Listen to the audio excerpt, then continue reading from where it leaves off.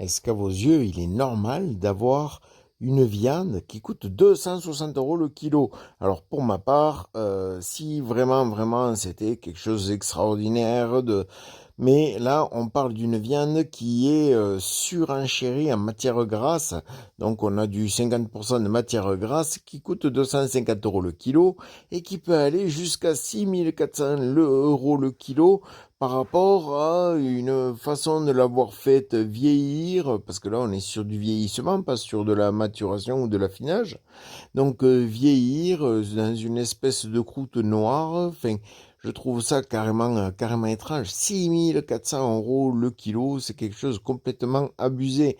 Moi, ce qui m'impressionne, c'est la quantité de vaches, enfin de viande à 260 € le kilo qui a été vendue.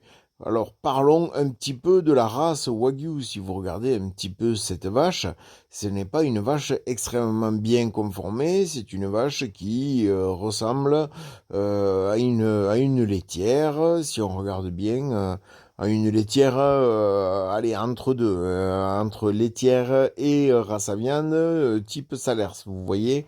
Donc la Salers, c'est une vache qui peut correspondre, mais la Salers n'est pas autant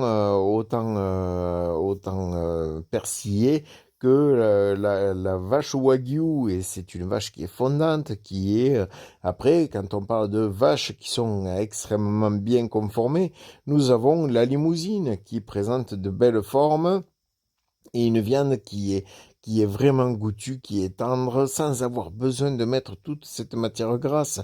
À savoir que pour beaucoup, vous nous faites enlever le gras de l'entrecôte. Donc ça, j'ai du mal à comprendre. Et après, vous avez une vache qui a de très belles formes, mais qui a une viande un peu plus ferme. C'est la blonde d'Aquitaine, qui elle a besoin d'être persillée, mais elle sera jamais persillée comme une Wagyu.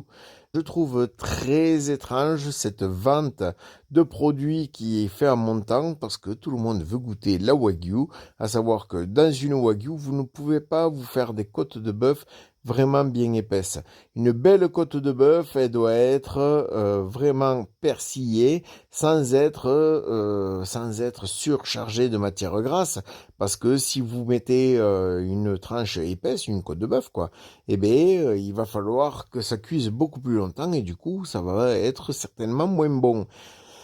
Une viande trop maigre, un petit peu comme celle que je vous présente, cette viande est très maigre, mais par contre, elle a pour mérite d'avoir moins de cuisson à vivre, donc du coup, tu peux te permettre de la manger bien bleue parce qu'elle est extrêmement maigre, mais c'est pas non plus ce qui fait le meilleur d'une côte de bœuf, parce que dans la côte de bœuf, ce qui apporte le meilleur, c'est sa partie persillée sans être à l'extrême. On dit merci qui? Merci saveur corésienne.